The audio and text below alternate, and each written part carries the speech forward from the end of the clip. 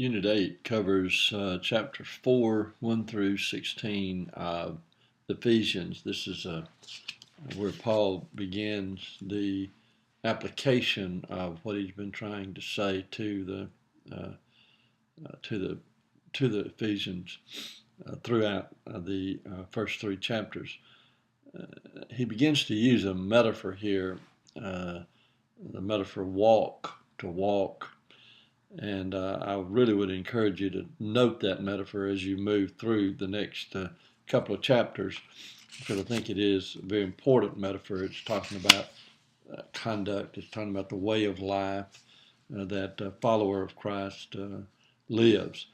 And as you look at that, what I encourage you to do is notice the way Paul gives characteristics of that walk in verses 2 and 3, and I would encourage you to wrestle with that and begin to understand some of those words.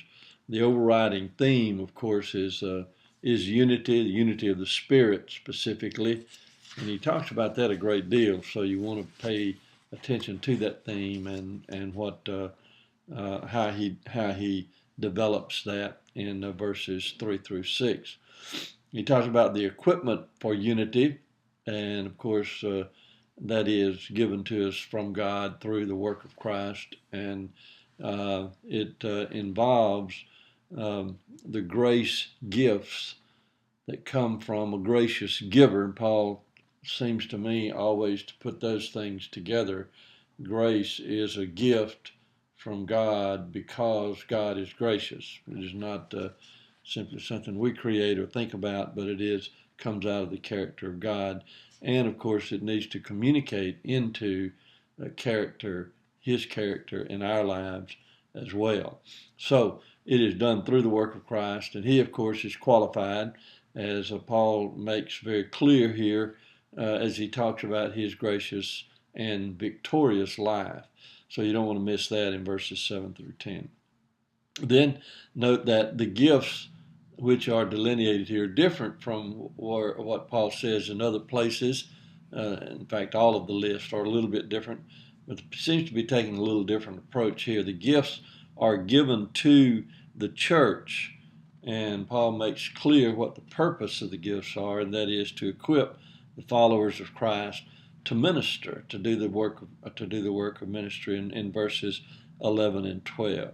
And of course, the results are made very clear in verses 13 through 16, the rest of the chapter, as he talks about unity, maturity of the body, and a solid connection to the head. Don't miss that metaphor that Paul talks about there, the connection of the head to the body.